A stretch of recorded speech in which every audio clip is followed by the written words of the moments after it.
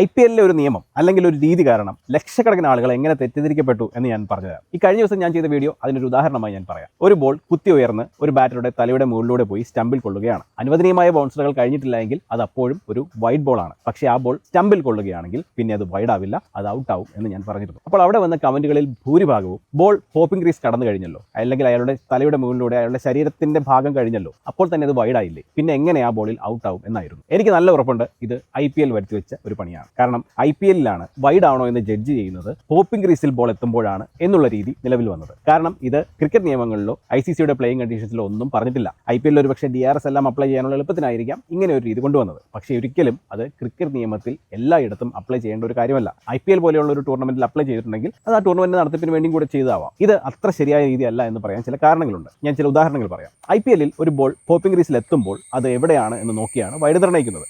എന്നാൽ ഇങ്ങനെ നിർണ്ണയിക്കുമ്പോൾ ഒരു നന്നായി സ്പിൻ ചെയ്യുന്ന ഒരു ഓഫ് സ്പിന്നറുടെ ബോളാണെന്ന് കരുതുക. അത് പിച്ച് ചെയ്യുന്നത് വൈഡ് ഗൈഡ് ലൈന് പുറത്ത്, ഹോപ്പിംഗ് ക്രീസിന് പുറത്താണ്. അതിനുശേഷം ആ ബോൾ ബാറ്ററുടെ അടുത്തേക്ക് സ്പിൻ ചെയ്ത് വന്നാലോ അയാളുടെ റീച്ചിലൂടെ കടന്നു പോയാലോ അപ്പോൾ അത് വൈഡ് കൊടുക്കുന്നത് ശരിയാണോ? ഇതുപോലെ തന്നെ ഇപ്പോൾ വൈഡ് ഗൈഡ് ലൈൻ ലെഗ് സൈഡിലും വന്നിട്ടുണ്ട്. അവിടെയും ഇതുപോലെ ഒരു ബോൾ ഹോപ്പിംഗ് ക്രീസിന് പുറത്ത്, വൈഡ് ഗൈഡ് ലൈന് പുറത്ത് പിച്ച് ചെയ്ത ശേഷം ഉള്ളിലേക്ക് കയറി സ്റ്റമ്പിൽ കൊണ്ടാലോ IPL-ലെ നിയമം വെച്ചിട്ട് അത് വൈഡ് കൊടുക്കാൻ സാധിക്കുമോ? അതുകൊണ്ട് തന്നെ ഹോപ്പിംഗ് ക്രീസിൽ മാത്രമല്ല, ബോൾ ബോളിംഗ് ക്രീസിൽ എത്തുമ്പോൾ, അതായത് ബാറ്ററുടെ സ്റ്റമ്പ് ഇരിക്കുന്ന ആ ക്രീസിൽ എത്തുമ്പോൾ വരെയുള്ള സമയത്ത് ബോൾ പോകുന്ന പാത കൺസിഡർ ചെയ്യണമെന്ന് പറയുന്ന ഒരുപാട് നിയമവിദഗ്ധരുണ്ട്. ഇനി ഞാൻ ചെയ്ത വീഡിയോയിലെ കേസ് നോക്കാം. ആ ബോൾ പിച്ച് ചെയ്ത ശേഷം ബാറ്ററുടെ തലയുടെ മുകളിലൂടെയാണ് പോകുന്നത്. ഹോപ്പിംഗ് ക്രീസ് കഴിയുമ്പോൾ ആ ബോൾ വൈഡ് ആയിട്ടുണ്ടെങ്കിൽ, അല്ലെങ്കിൽ അയാളുടെ തലയുടെ മുകളിൽ എത്തുമ്പോൾ ആ ബോൾ വൈഡ് ആയിട്ടുണ്ടെങ്കിൽ, അയാൾ അതിനുശേഷം ആ ബോൾ ഒരു അപ്പർ കട്ട് ചെയ്യുകയാണെങ്കിൽ എന്ത് ചെയ്യും? അത് പിന്നെ വൈഡ് കൊടുക്കാൻ സാധിക്കുമോ? അതപ്പോൾ ഫെയർ ബോൾ അല്ലേ? ഇനി നിങ്ങൾക്ക് ഈ തലയുടെ മുകളിലൂടെ പോകുന്നതാണ് പ്രശ്നമെങ്കിൽ വേറൊരു ഉദാഹരണം നോക്കാം. ഓഫ് സൈഡിൽ വൈഡ് ഗൈഡ് ലൈന് പുറത്തുകൂടെ പോകുന്ന, വൈഡായി പോകുന്ന ഒരു ബോൾ, അത് ഹോപ്പിംഗ് ക്രീസിന് പുറത്ത് പിച്ച് ചെയ്ത ശേഷം ഹോപ്പിംഗ് ക്രീസിന് വെളിയിലൂടെ, വൈഡ് ഗൈഡ് ലൈന് വെളിയിലൂടെ പുറത്തേക്ക് പോകുന്നു. ആ ബോളിൽ ഒരു ബാറ്റർ ഓഫിലേക്ക് നീണ്ടു വലിഞ്ഞ് ഒരു ലേറ്റ് കട്ട് അവസാന നിമിഷത്തിൽ ചെയ്യുകയാണെങ്കിൽ അത് നമുക്ക് വൈഡ് കൊടുക്കാൻ പറ്റുമോ? ഈ ഹോപ്പിംഗ് ക്രീസിൽ എത്തുമ്പോൾ ആ ബോൾ വൈഡ് ആയിരുന്നു എന്ന കാരണത്താൽ അത് ഇവിടെയും അപ്ലൈ ചെയ്യേണ്ടതല്ലേ? അതുകൊണ്ട്